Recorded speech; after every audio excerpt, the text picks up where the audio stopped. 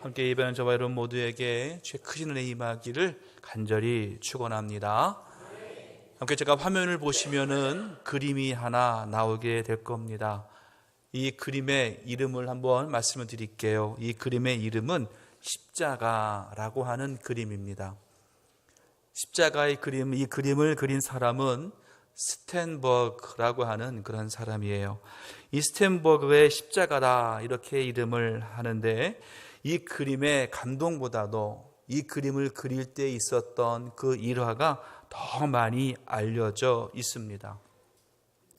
독일 출신의 화가 스텐버그는요, 어느 날 성당의 신부의 요청으로 십자가에 달리신 예수님을 그려달라라고 하는 요청을 받게 됩니다. 그래서 십자가에 달리신 예수의 그림을 그리기 시작했어요. 얼마간 열심히 십자가에 달리신 예수님의 그림을 그리다가 이 스텐버그가요, 갑자기 그림 그리기를 중단하게 되었습니다. 왜 중단하게 되었냐면은 그 그림을 그린 수고비가 얼마 되지 않는다는 얘기를 들었어요. 그러니까 그림값, 그 수고비가 얼마 되지 않으니까 이 스텐버그가 내가 이 돈 받으려고 이 그림을 그리냐? 라고 하는 생각으로 그림을 그리다가 그만 그려버린 거예요. 그리고는 옆에 구석에다가 흔한 말로 처박아 놓고는, 그리고는 세상적인 그림, 돈 되는 그림을 그리기 시작한 거예요. 그래서 무슨 그림을 그렸냐면은 초상화를 그리기 시작했는데, 그 초상화 중에 페피타라고 하는 여인의, 그 집시 여인의 초상화를 그리게 되었습니다. 그래서 페피타라고 하는 집시 여인을 모델로 놓고 그림을 열심히 그리고 있었어요. 하루는 열심히 그림을 그리다가 쉬는 시간이 되었습니다. 그래서 페피타 모델도 쉬고 이 화가 스텐버그도 쉬고 있는데, 이 페피타 이 모델이요, 주위를 이렇게 둘러보다가 구석에 처박혀져 있는 그림 하나가 보이는 거예요. 그래서 묻습니다. 선생님, 이거는 무슨 그림이에요? 라고 물었어요. 그랬더니 스텐버그가 말합니다. 예수님이 십자가에 달리신 그림인데 그리다 만 겁니다. 대답을 했어요. 그랬더니 또 이 페피타라는 여인이 이렇게 말합니다. 바로 이 모습이 십자가에 달리신 예수님의 모습이군요. 예, 맞습니다. 그런데 페피타가 이렇게 묻습니다. 그런데 선생님, 이 예수라는 분은 왜 십자가에서 죽은 거예요? 라고 묻는 거예요. 예수님이 왜 십자가 달려 죽으셨는지를 모르는 이 페피타를 보면서 한편은 귀찮기도 했어요. 왜냐하면 설명해 줘야 되니까.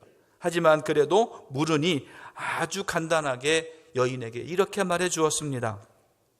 예수라고 하는 분은 베들레헴이라는 곳에서 태어나셨습니다.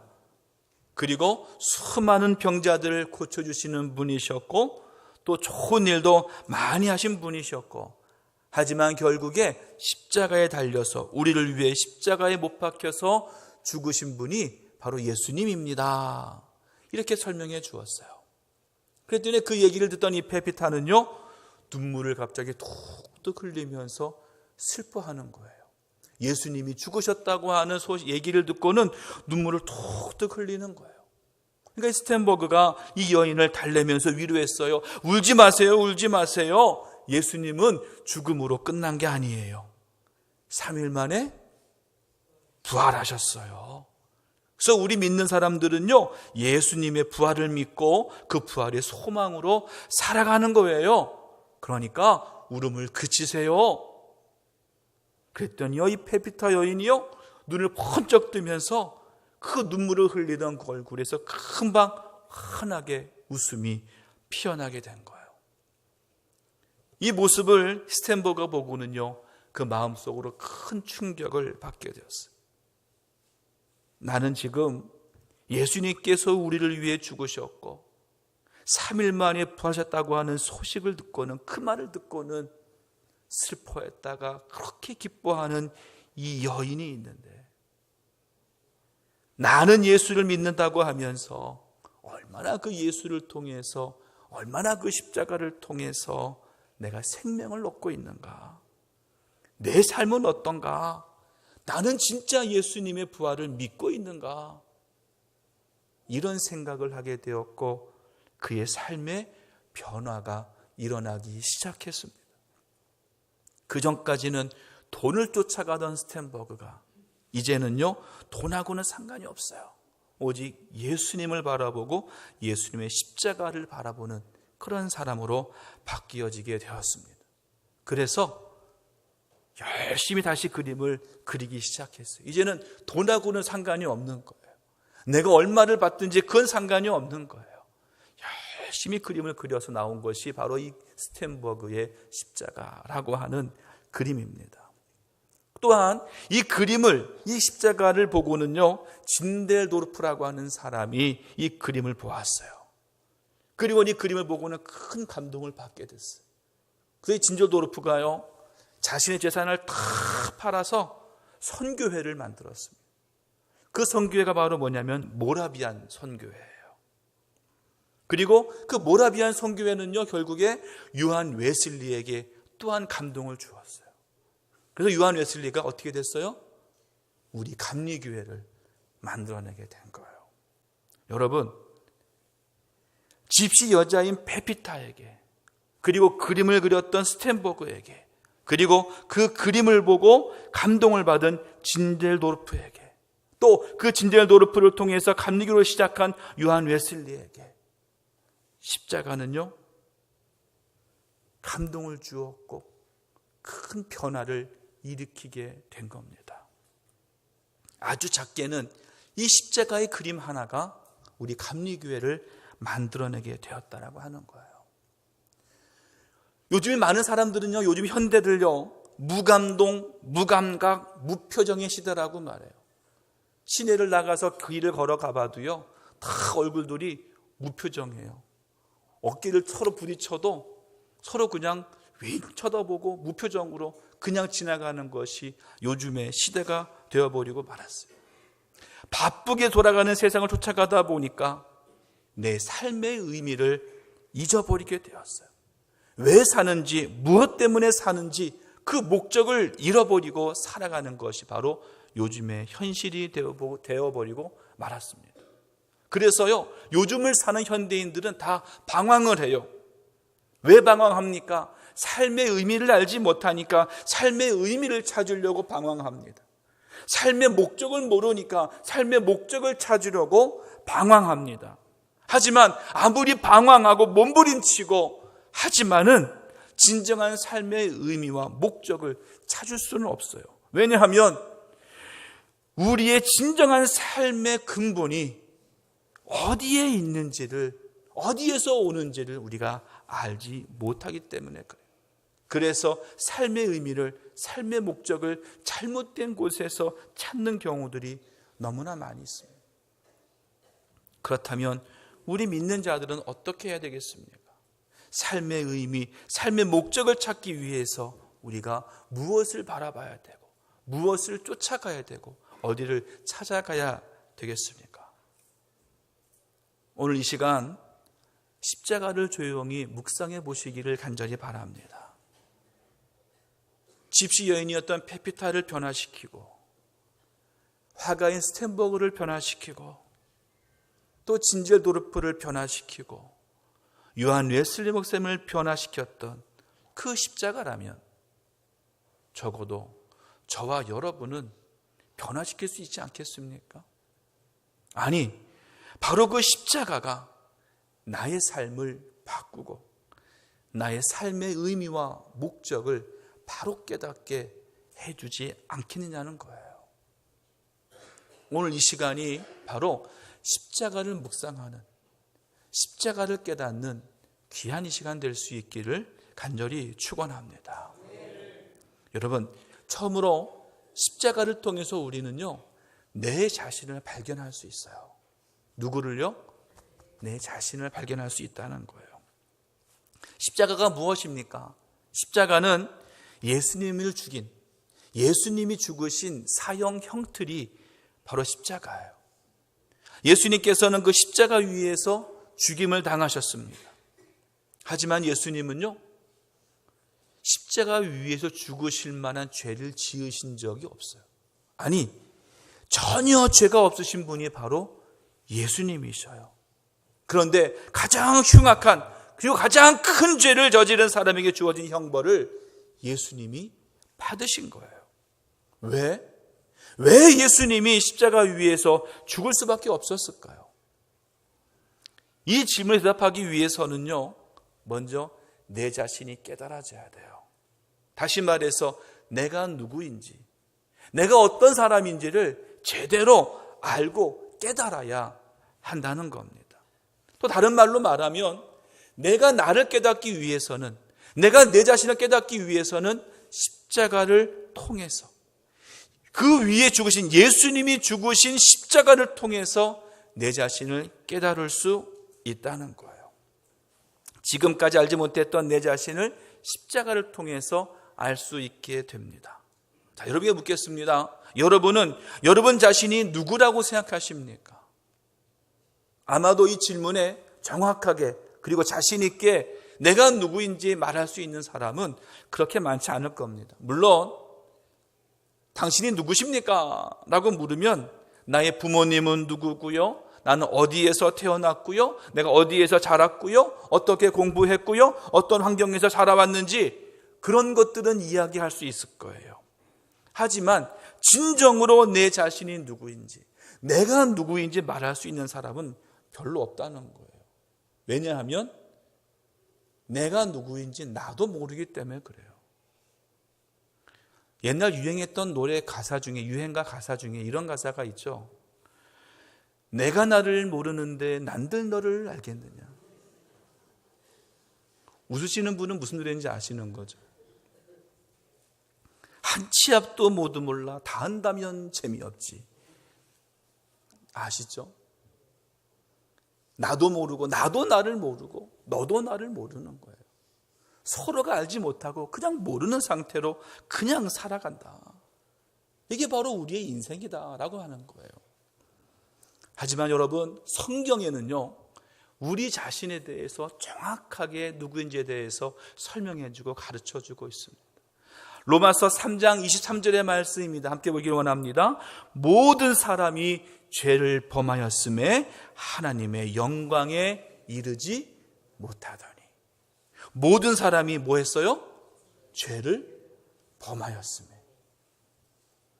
여러분, 여기서 말하는 모든 사람은요, 이 땅에 살고 있는, 지금 살고 있는 과거, 현재, 미래 모든 사람을 다 말하는 것인데, 이 모든 사람이 다 뭐 했다는 거예요? 죄를 범했다는 거예요. 모든 사람은 다 죄인이라고 하는 겁니다. 하지만 우리들 중에 이렇게 얘기할 사람이 있을 거예요. 아니요, 나는 죄를 지은 적이 한 번도 없어요. 나는 법을 어긴 적이 한 번도 없습니다 라고 말할지도 몰라요. 하지만 그렇지라도 그 모두는 다 죄를 범했다고 성경은 말하고 있어요. 왜 그럴까? 이 죄를 범하는 것, 죄인일 수밖에 없는 것이 바로 인간의 본질일 수밖에 없다라고 하는 거예요. 왜냐하면 성경에서 말하는 죄라고 하는 것과 우리들이 생각하는 죄라고 하는 것은 그 근본부터가 다르기 때문에 그렇습니다. 성경에서 말하는 죄라고 하는 것은 그 기준이 하나님께 있는 거예요. 사람의 도덕적인 기준이나 세상의 법이 아니라 하나님의 기준과 하나님의 법 앞에 있는 것이 바로 죄이기 때문에 그랬습니다. 그래서 어느 누군가가 자신은 죄가 없다라고 말할지라도 그에게는 죄가 있는 거예요. 왜냐하면 하나님을 모르는 것, 예수님을 구세주로 믿지 않는 것, 예수 그리스도를 내 마음에 모시지 않는 것, 그 자체가 바로 뭐가 돼요? 죄가 된다는 거예요. 내가 아무리 세상적인 법을 지키며 세상적인 적을 살았다 할지라도 내가 하나님을 모르고 내가 예수 그리스도를 내 마음에 모시지 않는다면 우리는 죄인일 수밖에 없다라고 하는 거예요. 하지만 하나님께서는요, 이런 모든 사람이 죄를 범하였을지라도 이들을 가만히 놔두지는 않으셨어요. 어떻게 하셨느냐? 로마서 5장 8절 말씀에 또 이렇게 말씀합니다. 우리가 아직 죄인 되었을 때에 그리스도께서 우리를 위하여 죽으심으로 하나님께서 우리에 대한 자기의 사랑을 확증하셨느니라. 아멘. 우리가 아직 뭐 되었을 때에? 죄인 되었을 때. 내가 죄인일 때에 누가? 그리스도께서 누굴 위하여? 우리를 위하여 뭐 하셨어요? 죽으심으로. 뭐 하셨어요? 하나님께서 우리에 대한 자기의 사랑을 뭐 하셨어요? 확실히 보여주신 거예요. 죄인인 우리들을 위하여 예수 그리스도를 이 땅에 오게 하셨고, 그 예수 그리스도께서 십자가에 죽으셨고, 그 예수의 죽으심으로 하나님의 사랑을 확실하게 보여주셨다는 겁니다. 사랑하는 성도 여러분, 십자가는요, 우리의 참모습을 보여줘요. 온전할 수 없고 의로울 수 없는 우리들 자신, 죄인일 수밖에 없는 우리들 자신을 십자가는 보여줍니다. 하지만 주님께서는요, 우리에게 뭐라고 말씀하시느냐면 너희들 완전해져야 된다, 그리고 너희들 의로워져야 된다라고 말씀하고 계세요. 스스로 완전해질 수 없고 스스로 의로워질 수 없는 우리들에게 의로워져야 된다, 완전해져야 된다라고 명령하시는 것은 왜일까요? 우리가 해야 할 일이기 때문에 그래요. 우리가 의로워져야 되고 우리가 완전해져야 되기 때문에 그렇습니다. 그렇다면 내가 의로워질 수 있고 내가 완전해질 수 있는 방법은 어디에 있을까? 그 방법이 바로 십자가입니다. 예수님께서 십자가에 달려 죽으심으로 우리들이 완전해질 수 있고, 예수님께서 십자가에 달려 죽으심으로 우리가 의로워질 수 있게 해 주셨습니다. 스스로 할 수 없기에, 우리 스스로 할 수 없기에 하나님께서 그 아들 예수를 이 땅에 보내셔서 대신 죽으심으로 그 모든 것을 이루어 주신 겁니다. 죄인이 있어야 될 곳이 바로 저주의 십자가예요. 십자가는 죄로 인해 저주받고 버림받은 자를 심판하는 사형틀입니다. 그러니까 그 십자가의 고통과 저주는 죄인이 죄를 범한 내가 짊어져야 마땅한 거예요. 하지만 하나님께서는요, 죄인인 우리들에게 아들 예수를 보내주셨어요. 그래서 그 예수를 통하여 그 심판의 사형틀에 대신 예수를 죽게 하신 겁니다. 이제 우리들은요, 이렇게 고백할 수 있어야 돼요. 나의 죄를 대신 지시고 십자가에서 죽으신 예수님, 죽을 수밖에 없는 나를 대신하여 십자가에서 죽으신 예수님, 내가 예수님을 사랑합니다. 내 마음을 다하고 내 뜻을 다하고 내 정성을 다해서 예수님을 사랑합니다. 십자가를 바라보겠습니다. 고백할 수 있는 우리 모두가 되길 간절히 축원합니다. 또 십자가를 통해서 우리가 알 수 있는 것은 바로 하나님의 사랑을 깨닫게 된다는 거예요. 뭐를요? 하나님의 사랑을. 자, 여러분 한번 묻겠습니다. 여러분, 사랑 받는 게 좋아요? 사랑 주는 게 좋아요? 솔직히 얘기해 보세요. 받는 게 좋죠. 저도 사랑 받는 게 더 좋아요. 사람들은요, 사랑 받는 걸 더 좋아합니다. 당연한 겁니다. 왜냐하면 내가 사랑을 받을 때 내가 더 높여지는 것 같고 내가 더 대우받는 것 같기 때문에 나 사랑받는 걸 좋아해요. 그런데 여러분, 만족을 느끼는 것은 사랑받을 때가 아니라 사랑을 줄 때예요. 그 이유는요, 사랑을 베풀 줄 아는 사람은 사랑을 받아본 사람이기 때문에 그래요. 사랑을 받아본 사람이 사랑을 베풀 줄 알아요. 사랑을 받지 못한 사람은 사랑이 뭔지를 몰라서 제대로 된 사랑을 베풀지를 못합니다.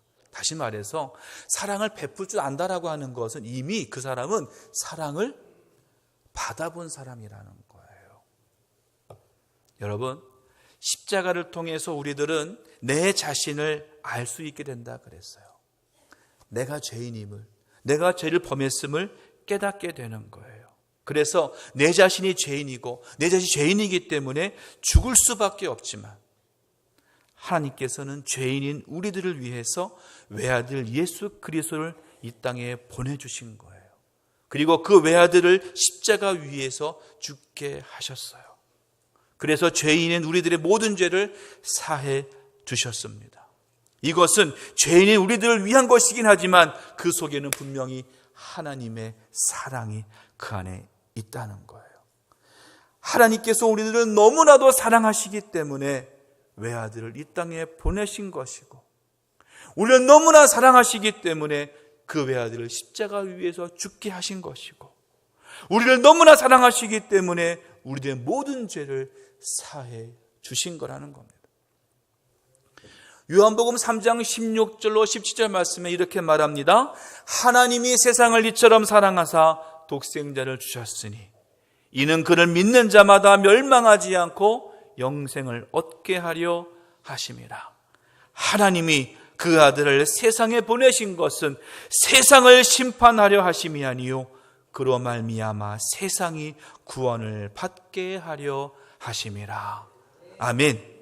하나님이 세상을 이처럼 사랑하사 독생자를 주셨으니. 여러분, 메시지라고 하는 성경이 있어요. 유진 피터스라고 하는 분이 쓴 메시지 성경이 있는데 그 메시지 성경에서는 이 3장 16절을 뭐라고 번역했냐면 이렇게 번역해놨습니다. 하나님이 이 세상을 얼마나 사랑하셨는지 그분은 하나뿐인 아들을 우리에게 주셨습니다. 여러분, 하나님은요, 우리를 사랑하시는데, 하나님은 나를 사랑하시는데 그냥 사랑하신다고 안 하셨어요. 뭐라고 하셨다고요? 이처럼 사랑하사. 아니면 뭐라고요? 얼마나 사랑하셨는지. 하나님 우리를 사랑하시는데 그냥 사랑하시는 게 아니에요. 그 크신 사랑, 우리를 사랑해 주시겠다라고 말씀해 주십니다. 여러분, 우리들 꼭 기억하고 믿어야 될 것은요, 하나님께서 우리들을 또 이 세상을 너무나 사랑하시고, 그리고 지극히 사랑하시고, 그리고 말도 못할 정도로 우리를 사랑하셔서 외아들 예수 그리스도를 이 땅에 보내주셨고, 그 외아들 예수 그리스도를 십자가에서 죽게 하셔서 하나님의 사랑을 우리에게 확실히 보여주셨다는 겁니다.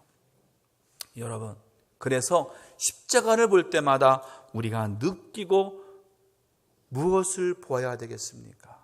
그것은 바로 하나님의 사랑이에요. 십자가를 볼 때마다 하나님의 사랑이 느껴지고 하나님의 사랑을 볼 수 있어야 될 줄로 믿습니다.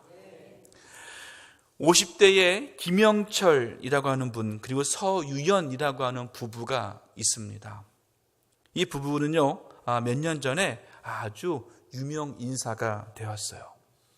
이 부부 좀 이야기 말씀을 좀 드리면, 그 아내인 서유연이라고 하는 이 분은요, 2003년도에 한 TV 프로그램을 보다가 죽을 수밖에 없는 병에 걸린 한 남자를 보게 되었습니다. 그리고 그 남자가 너무나 딱한 마음이 들어서 자신의 신장을 하나 떼서 그 사람에게 기증했어요.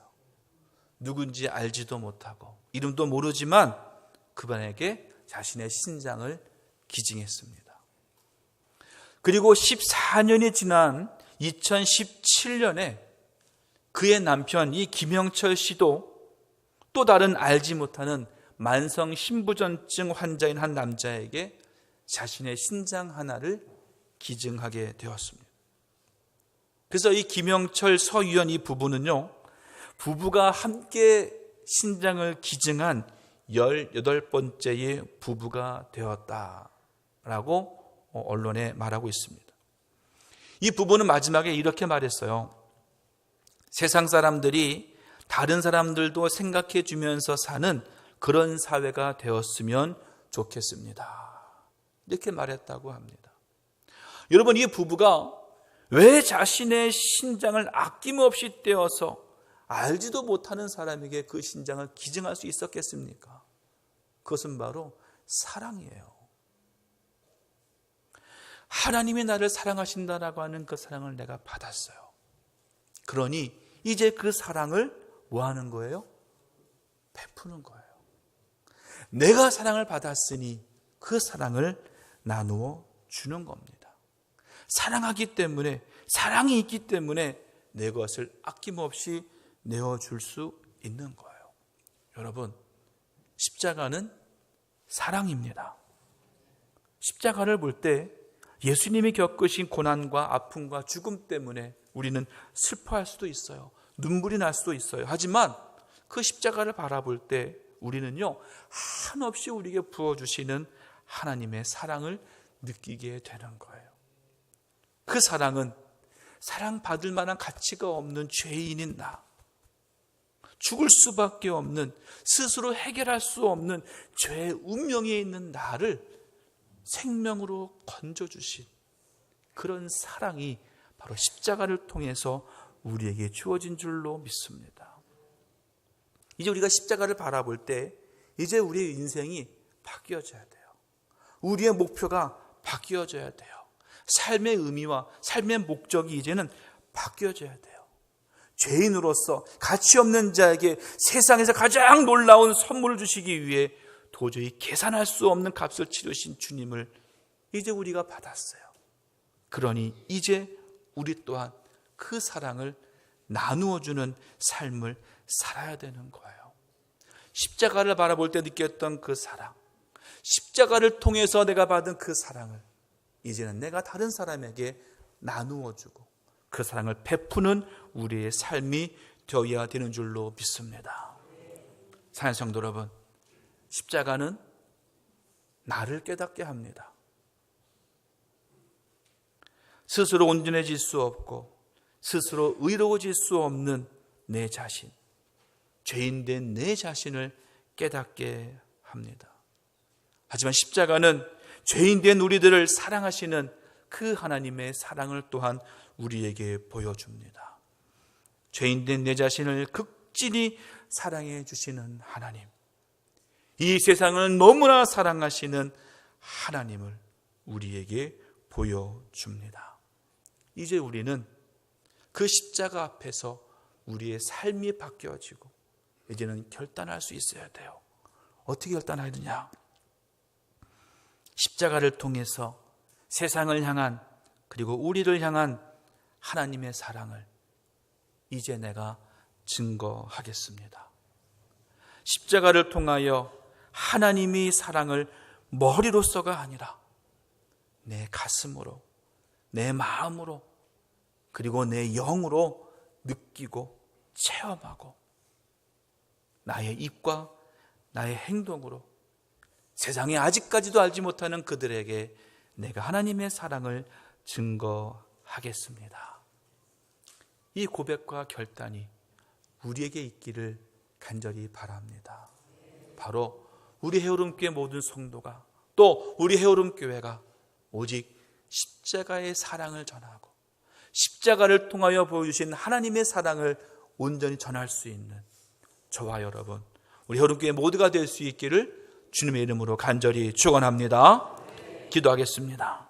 하나님 감사합니다. 주의 말씀 안에